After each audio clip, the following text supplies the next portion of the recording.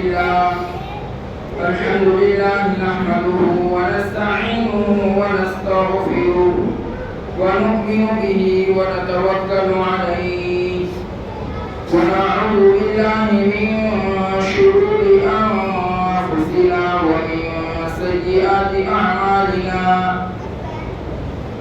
من يهده الله فلا مضل له ومن يضلله فلا هادي له ونشهد أن لا إله إلا الله وحده لا شريك له ونشهد أن سيدنا ومولانا محمدا عبده ورسوله أما بعد فقد قال الله تبارك وتعالى في سورة النساء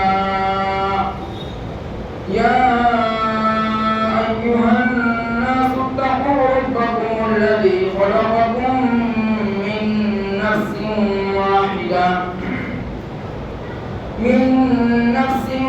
واحدة وخلق منها زوجها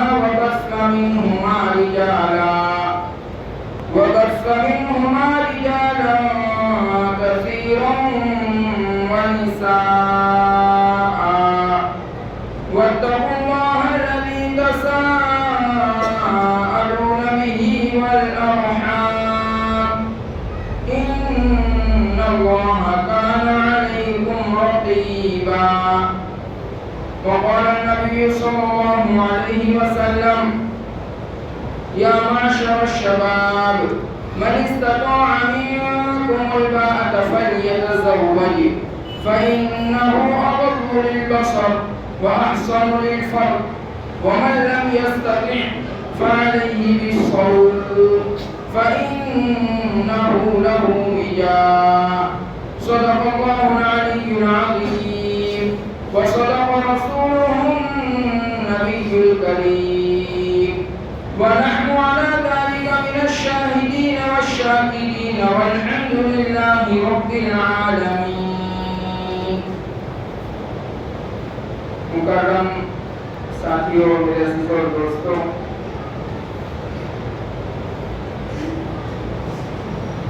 ہم اور آپ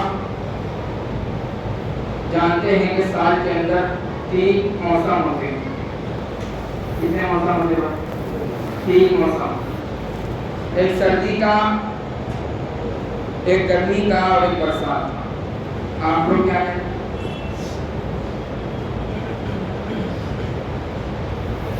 یہ 3 موسم ہوتے ہیں. اور میں بھی یہی سمجھ رہا تھا آج تک، لیکن جب مدرسے سے باہر نکلا اور یہ دوسرا سال جب پتا چلا کہ ایک چوتھا بھی موسم ہوتا ہے. ہمارے یہاں پر ایک چوتھا موسم ہوتا ہے. وہ موسم ہوتا ہے شادیوں کا. اس کا موسم ہوتا ہے شادیوں کا. ہر طرف جہاں دیکھو شادیاں ہی شادیاں. جس گلی میں گھسو وہاں ایک دو منڈپ آپ کو نظر آ جائے گا. تو یہ ہمارے سمجھ لیجیے ہمارے دیہات میں ایک چوتھا موسم ہے شادیوں کا، کہ ہر طرف نکاح ہی نکاح اور شادیاں ہوتی ہیں. اسلام نے شادی کو ایک دم سادی بنایا. کیسے بنایا تھا؟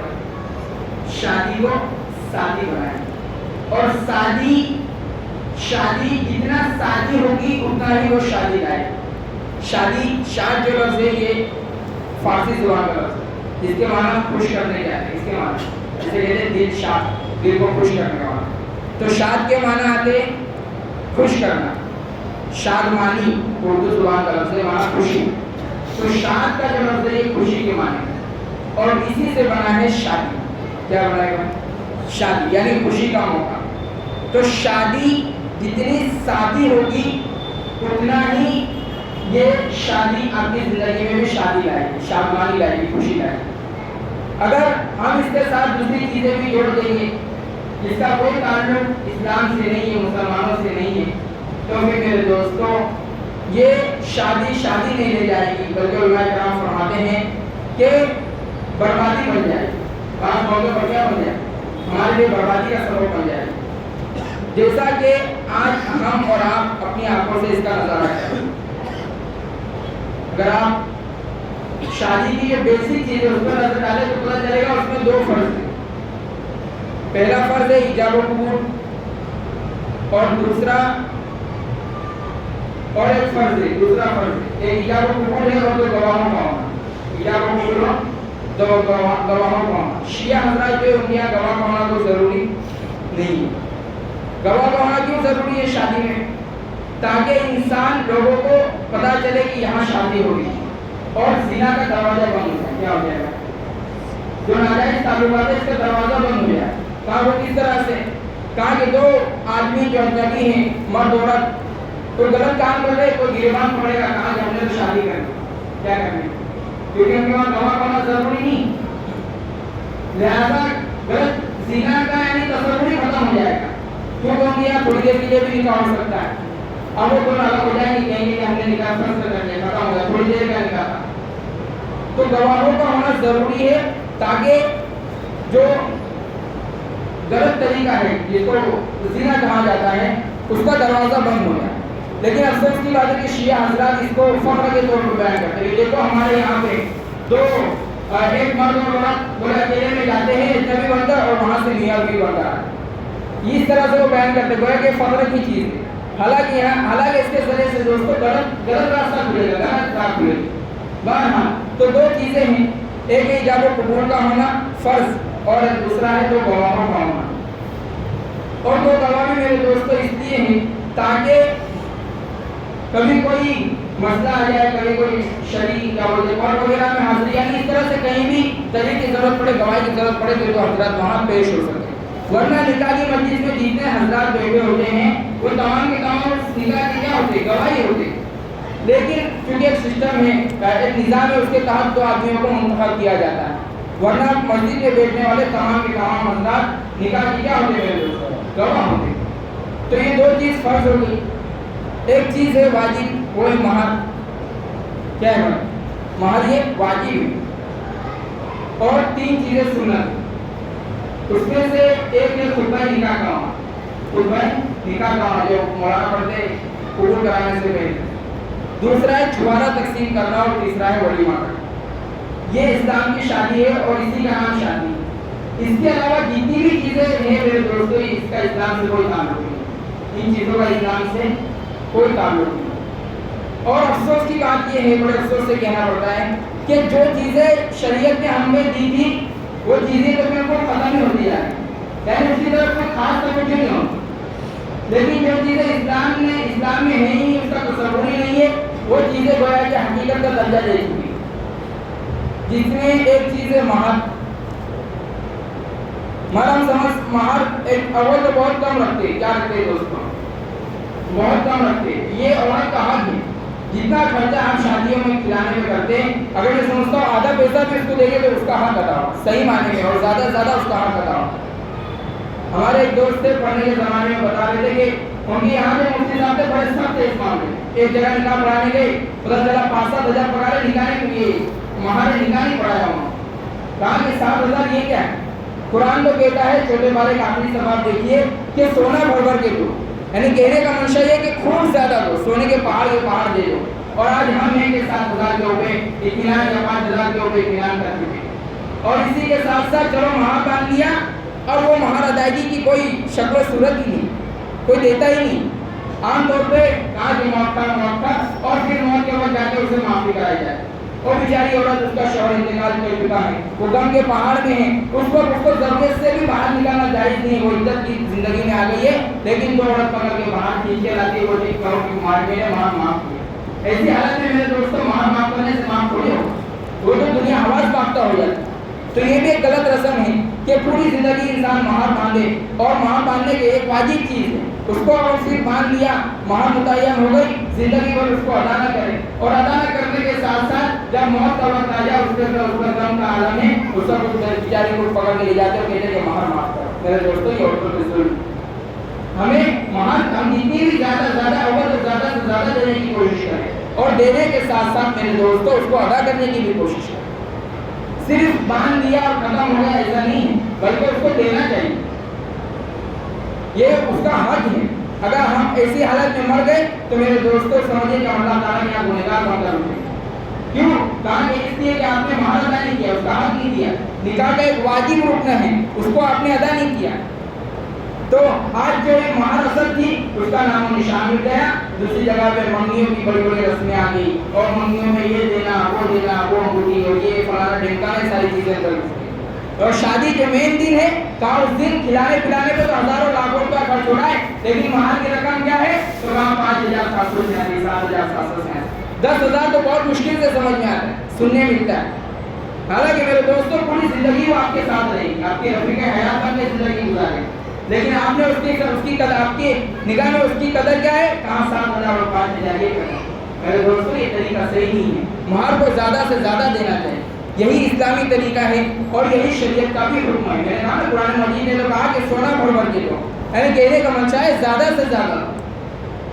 کچھ علاقے ہیں وہاں پہ مہر بڑی اونچی باندھی جاتی ہے، لیکن باندھتے وقت ارادہ ہوتا ہے کہ دینا نہیں، وہاں یعنی 1 لاکھ 2 لاکھ 50,000، اور جب زوجہ محترمہ سے پوچھوائیے کہ کتنی ملی تو کہا 500 بھی نہیں ملی، کیا نہیں ملی دوست؟ وہاں 500 بھی نہیں دیتے، یعنی آپ نے 50,000 کیوں بنوائے بھائی؟ یہ تو مزاق کیا آپ نے اس کے ساتھ، 2 لاکھ مہر اتنی 1.5 لاکھ مہر اور 500 روپے بھی آپ نے اس کو دے، ایک واجب چیز ہے، اس کا حق ہے، اس کو نہیں دیتے۔ میرے دوستوں یہ طریقہ صحیح نہیں، بلکہ آپ جتنی باندھے وہ تو اتنی باندھے جتنی استطاعت ہو، اور جب باندھ دی تو اس کو دینے کی فکر کر، دینے کی کوئی فکر ہی نہیں کر رہا ہے، بس یہی زندگی گزرتی جا رہی ہے، اور موت کے وقت اسے کہا جاتا ہے کہ تو اس کو مہر معاف کر دے۔ میرے دوستوں یاد رکھیے اس وقت اور اس حالت میں مہر معاف کرنے سے معاف نہیں ہو، یہ سب جاہلانہ رسمیں ہیں، اسے ختم کرنے کی ضرورت ہے۔ تو میں عرض کر رہا تھا کہ مہر کا دینا واجب ہے اور اس کو زیادہ سے زیادہ دینا چاہیے۔ اسی کے ساتھ ساتھ میرے دوستوں خطبہ وغیرہ چھپانا ہے، اور تیسرے نمبر پہ جو مسئلوں میں 3 چیزیں گنائی اس میں تیسری چیز ہے ولیمہ۔ جتنا خرچہ ہم لوگ شادی پہ کرتے ہیں اگر اس خرچے کو ہٹا دیں، سب کو کھلانے مقصود ہے، ولیمے کے اندر بلا دیں، ولیمے کی بڑی دعوت رکھتے تو کہا ولیمہ گھر میں ہو رہا ہے اور شادی کے اندر ہزاروں روپے ہو رہے ہیں، یعنی ایک رواج کو پورا کرنے کے لیے مسلمان اپنی دولت کے بہانے کھول دیتا ہے، لیکن جب ولیمے کے متعلق پوچھا جائے تو کہا کہ گھر میں ہو گیا، گھر میں ارے بھائی اسی کو تو اعلان کیا ولیمہ بھی کیوں تھا؟ تو لوگوں کو تاکہ جن لوگوں کو پتہ نہیں ان کو پتہ چلے کہ اس گھر میں جو لڑکا رہتا ہے لڑکی رہتی تھی اس کا نکاح ہو چکا ہے، ولیمہ اس لیے تاکہ اور زیادہ اعلان ہو اور زیادہ لوگوں کو پتہ چلے کہ یہاں ولیمہ ہو رہا ہے، مطلب اس کا نکاح ہو چکا ہے۔ لیکن میرے دوستوں اللہ معاف فرمائے، ان تمام چیزوں سے ہم نے آنکھوں کو بند کر دیا ہے۔ تو میرے دوستوں میں عرض کر رہا تھا کہ شادی کو سادی بنانے کی ضرورت ہے، اور اسلام میں تو اتنی سادگی ہے شادی کے اندر، آپ حیران ہوں گے۔ غالباً بخاری شریف کی روایت ہے کہ ایک صحابی آتے ہیں اللہ کے رسول علیہ الصلوۃ والتسلیم کی خدمت میں اور کرتے ہیں کہ اللہ کے رسول میں شادی کرنا چاہتا ہوں۔ اللہ کے نبی فرماتے ہیں، پہلا سوال پوچھتے ہیں کہ مہر کیا دوں، کتنے بڑھاتے وہ کھلاؤں گے اور کتنا بڑا مکان ہے اور کتنی سیلری، یہ نہیں پوچھا، پہلے پوچھا کہ مہر کتنا دوں گے۔ کہا کہ اللہ کے نبی میرے پاس تو کچھ نہیں۔ کہا کہ دیکھو ہوگا وہ صحابی آتے ہیں گھر پہ، کہا کہ اللہ کے نبی کچھ نہیں ہے، کہا کہ کیا لوہے کی انگوٹھی بھی نہیں ہے، کہا کہ اللہ کے نبی نہیں ہے میرے پاس، وہ بھی نہیں ہے۔ اللہ کے نبی صلی اللہ علیہ وسلم فرماتے ہیں اچھا کچھ صورتیں یاد ہیں؟ کہا کہ ہاں اللہ کے نبی یاد، کہا کہ میں اسی کو مہر بنا کے نکاح کروا، اور جو عورت بھی وہاں کی جو صحابیہ تھیں ان سے ان کا نکاح ہو جاتا۔ یعنی آدمی کی جیب میں ایک ڈھیلا نہیں ہے، مہر جو واجب ہے، اللہ کے رسول علیہ السلام اور تسلیم کے زمانے کی بات کر رہا ہوں، آپ علیہ السلام موجود ہیں، اس موقع پر ایک آدمی کے پاس ایک لوہے کی انگوٹھی نہیں ہے، لیکن اس کے باوجود اللہ کے نبی صلی اللہ علیہ وسلم اس کا نکاح پڑھا رہے ہیں۔ اتنا آسان تھا میرے دوستوں نکاح، لیکن آج کتنا مشکل ہو گیا، آدمی 20 سے 25,000 کما لے پھر بھی اس کو ماں باپ کہہ دے کہ ابھی اپنے پیروں پہ کھڑا نہیں ہوا، ابھی تو ٹائم ہے، ابھی تو وقت ہے۔ میرے دوستوں یاد رکھیے یہ سب غلط رسمیں ہیں۔ ہر سنتے ہیں نکاح من سنتی، نکاح من سنتی، نکاح واقعتا سنت ہے، لیکن جب فقہ کی کتابوں کا مطالعہ کرو پتہ چلے گا بعض اوقات نکاح واجب ہو جاتا ہے اور کچھ اوقات میں تو نکاح فرض ہو جاتا ہے، یعنی اس کا درجہ فرض تک کا بڑھ جاتا ہے۔ لیکن ہمارے یہاں پر نکاح من سنتی، نکاح من سنتی، میرے دوستو انسان کا جو 25 26 27 سال کا زمانہ ہوتا ہے یہ تو خود جو خروش کا ہوتا ہے، اور میں سمجھتا ہوں کہ ہمارے سیکھنا فساد کے زمانے میں تو ہر پلے پر اس عمر کے اندر آ کے تو نکاح فرضی ہو جاتا ہے، اور اس سے پہلے جو 18 19 20 21 سال کی عمر ہے 21 22 سال وہاں تو بڑھیوں کا درجہ آ جاتا ہے، لیکن ماں باپ بھی غافل ہے اور یہی زندگی گزر رہی ہے۔ نہیں میرے دوستوں، لیکن یہاں پہ ایک بات یہ بھی ہے جو بڑے درد میں دل کے سامنے کہہ رہا ہوں کہ ہم اپنی بیٹیوں کی ایسی تربیت نہیں کرتے۔ بات دراصل بیٹیوں والوں کی طرف سے، بیٹی والا آ کے گھر میں دیکھ رہا ہے بنگلہ ہے یا نہیں، اے سی ہے یا نہیں، خود کے گھر کا ٹھکانا نہیں ہو تو دوسرے کے گھر میں جا کے کھانا۔ اب جب یہ چلے گا میرے دوستوں تو ظاہر ہے لڑکے والے پریشان ہوں گے، ہے نا. یہ بھی برائی کہاں سے آئی, کہاں کے بچوں کو ایبورشن جسے کہا جاتا ہے, پیٹی کے اندر بچی پتہ چلی مار دیا گیا, ہے نا. یہ بہت غلط طریقہ ہے دوستوں. باہر بات بہت بڑے گی, وقت جو مختصر ہے, تو میں عرض کر رہا تھا یہ پوری کوتاہی کہاں سے آ رہی, بیٹی والوں کی طرف. عام طور پر میں عرض کر رہا ہوں بیٹے والوں کی طرف سے بھی, ان کی بھی بڑی ہوتی ہے خواہش ہوتی ہے کہ یہ ملے اور کہاں چاہیے. اور فارچونر کے میرا ایک دوست پڑھتا تھا, وہ ایک نکاح اس کا ہے ممبئی سے, بیچارہ بڑا پریشان رہتا تھا, ہم بھی حال چال پوچھتے رہتے تھے. تو اس نے کہا کہ ایک نکاح رشتہ آیا ہے لیکن منع کرتے ہیں. اور کیوں منع کیا آپ لوگوں؟ تو کہا لڑکا 10,000 کی ممبئی میں نوکری کرتا ہے, وہ بہار آئے گا, اور تو وہاں آنے کے لیے اس کو وہاں ایک جگہ آئے گا, تو پھر اس کو آنے کے لیے وہاں پر ٹرین کے لیے اس کے دوستوں کا اس کا ٹکٹ کنفرم ہے. ارے تیری حیثیت کیا ہے 10,000 کی, اور تو پلین میں جانا چاہ رہا ہے, یعنی وہ ٹرین میں بھی سسر کے پیسے سے جانا چاہتا ہے وہ. بتائیے یہ لڑکوں والوں کی طرف سے کوتاہی. اب نکاح مہنگا ہوگا نہیں ہوگا میرے دوست, نکاح مہنگا ہو گیا. آپ اتنی اونچی وہ رکھ رہے شکل چھوڑتے کہ ٹرین کے اندر میں بھی آؤ, میرے دوستوں کا بھی آپ ٹرین بک کیجیے, پھر کھانے اترے تو یہ کھانا وہ کھانا. یہ ایک بات زندگی بھر کی کمائی لگاتا ہے, پتہ چلا کہ لڑکے والے ایک تو آدمی ناراض ہو کے منظر سے نکل. کتنی غلط بات ہے میرے دوست. یہ نہیں سوچتے کہ میرا گوشہ مجھے دے رہا ہے, اور اتنی طرح کی اموات طرح طرح کی چیزیں دے رکھی ہیں, بس کچھ آگے پیچھے ہو جاتا ہے, کم نہیں ہوتا ہے, آگے پیچھے ہوتا ہے, تو بھی ناراض ہو کے مانڈا چھوڑ کے بھاگ دیتے ہیں. یہ کیا طریقہ, یہ اسلام ہے میرے دوست. ایک گیٹ دیتا ہوگا کیا دیتا ہوگا, اس کے دل میں بھی گزرتی ہوگی کہ یار ایک باپ ہے بیچارہ اتنے برسوں سے کما کے آپ تجھے کھلا رہا ہے, اور تو بے شرم ملے اور منڈپ سے بھاگ رہا ہے. کتنا غلط طریقہ. تو یہ ساری چیزیں ہیں دوستوں, تو میں یہ ساری چیزیں چھوڑنے کی چیزیں, یہ کیا ناراض ہونے کی ضرورت ہے. کبھی آگے پیچھے ہو جاتا ہے انسان سے, لیکن نہیں. کیوں کم ہوا, کیوں یہ ہوا میرے دوستوں؟ یہ دراصل کہاں سے آئی نحوست, کہاں کہ آپ نے ایک غلط چیز بارات کی اس کو ختم نہیں کیا, اب اس کے نتیجے میں یہ ساری چیزیں آ گئی. کہا کہ دہیج کے اندر یہ ملا ہے وہ ملا ہے, آگے چل کے نکاح ہوا, اس میرے ساتھی کی بہن کا باتیں کہنے لگا کہ ہم نے سب کچھ دیا, لیکن آج کی 7 سالہ دے رہی تھی, میری بہن بتا رہی تھی کہ تم نے گھڑیاں نہیں لائے. یہ ہے میرے دوستوں ہمارے اعمال, یہ مسلمان ہیں. علامہ اقبال نے کہا تھا یہ ہے مسلمان جسے دیکھ کر شرمائے یہود. یہ ان کے اعمال ہے. جس نبی نے ایک دم قسم کرسی کی زندگی گزاری ہو, ایک دم حالات کے اندر ایک غریبی اور غربت کی زندگی گزاری ہو, اس نبی کا امتی ہے. کھانے پینے سب کچھ ہے, باپ نے سب کچھ دیا ہے, لیکن میرے دوستوں گھڑی, کہا کہ گھڑی دینے والے تھے, بعد میں دینے آتے, لیکن اس کے تانے بڑے کہ تمہیں گھڑی نہیں لائی, تمہیں گھڑی نہیں لائی. اللہ کے رسول تسلیم نے تو فرمایا تھا اگر تم کسی کو قرضہ دو, قرضہ دینے کے بعد اس کے پاس پیسہ نہیں ہے, اس کو تم مؤخر کرتے جانا, مؤخر کرتے جانا. تم نے 10 تاریخ دی تھی, 10 تاریخ سے 11 تاریخ ہو گئی, تم نے اسے ٹائم دیا اور ٹائم دیا, 10 سے 20 تاریخ آ گئی. کہا کہ اس 10 سے 20 تاریخ کے درمیان ہر دن آپ کو جتنا روپے سامنے والے کو قرضہ دیا تھا اتنا روپیہ اللہ کے راستے میں صدقہ کرنے کا ثواب ملے گا. اللہ کے نبی صلی اللہ علیہ وسلم نے اتنی بڑی فضیلت بیان فرمائی تھی, لیکن آج کا ایک مسلمان ایک بیٹی کو ظلم کھاتا ہے, کہتا ہے کہ جو بڑا چیز ملا ہے, جو بڑا چیز ملا ہے. لیکن میرے دوستوں بات بڑی طویل ہوتی چلی جائے گی. میں عرض کر رہا تھا کہ کہیں نہ کہیں کوتاہی اس میں لڑکی والوں کی.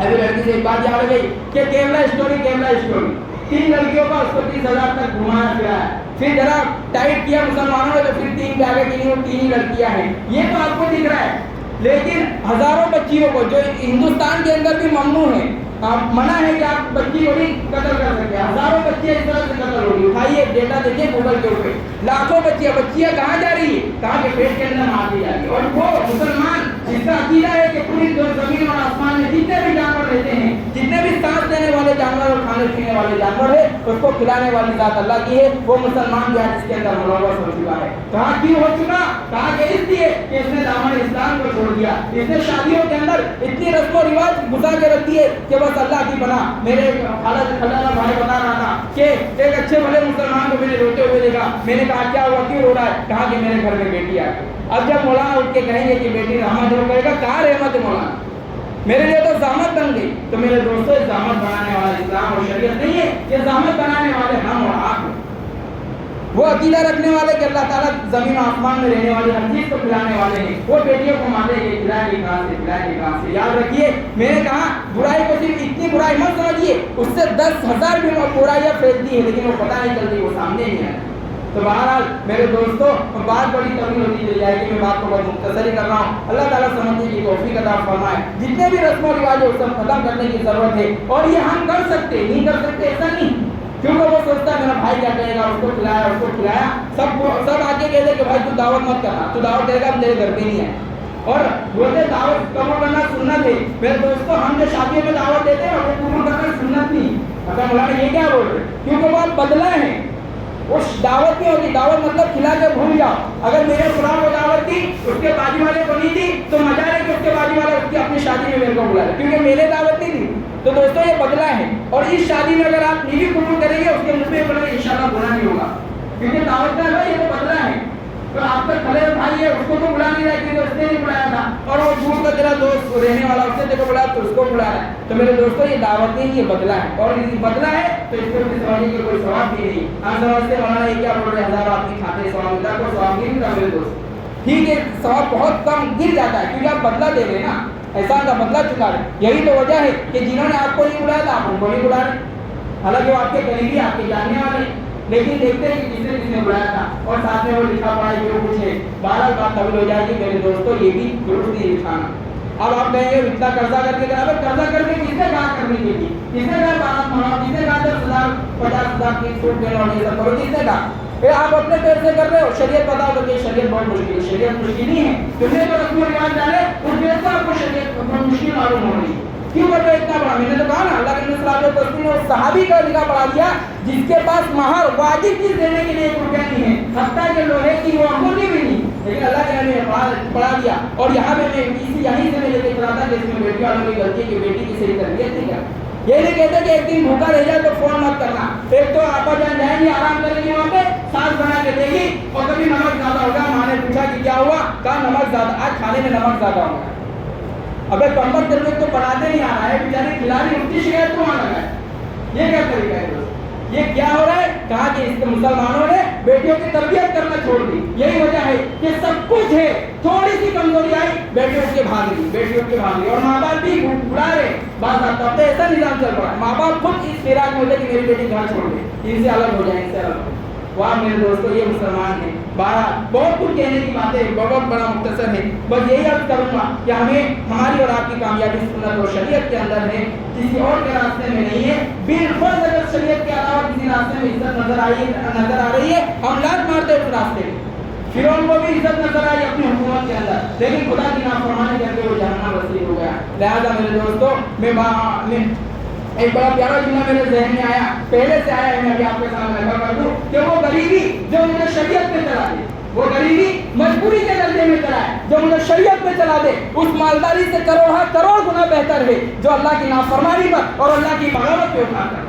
میرے عزیزوں اگر شریعت ہے سنت ہے قرآن کے احکام ہیں لیکن افسوس کا مقام ہے مسلمان غافل ہے اور پھر وہ منتظر ہے کہ آسمان سے ابابیل پرندے اترے. وہ منتظر ہے کہ ہماری مدد کے لیے ملائکہ اور فرشتے اترے. نہیں میرے دوستوں اس طرح سے نہیں اترا کرتے. اللہ تعالیٰ نے فرمایا تھا وَلَا تَحْزَنُوا اللہ تعالیٰ نے شرط فرمایا ان کنتم مؤمنین میری مدد آئے گی لیکن شرط کیا ہے؟ شرط یہ ہے کہ تم میرے مومن بن جانا. مسلمان نہیں کہا مسلمان الگ ہے مومن الگ ہے. میں کہا بات بہت بڑھتی چلی جائے گی. اللہ کے سورہ حجرات اٹھائیے عربی دیہاتی لوگ آئے کہاں کے قالت الاعراب آمنا ہم ایمان لے آئے. اللہ نے فرمایا نبی کہ لم تؤمنوا تم مومن نہیں ہو تو ایسا کہو کہ بھلا اسلمنا ہم اسلام لے کر آئے. ایمان نہیں آیا. ایمان کا درجہ تو بہت الگ ہے. آج ہم سمجھتے ہمارے لیے اللہ کی مدد نہیں آ رہی. میرے دوستوں مسلمان نہیں مومن بننا پڑے گا. مومن جب جا کے اللہ تبارک و تعالیٰ کی مدد آئے گی. بہرحال وقت بڑا طویل ہوتا چلا جا رہا ہے. یہی آخری کی گزارش یہی کروں گا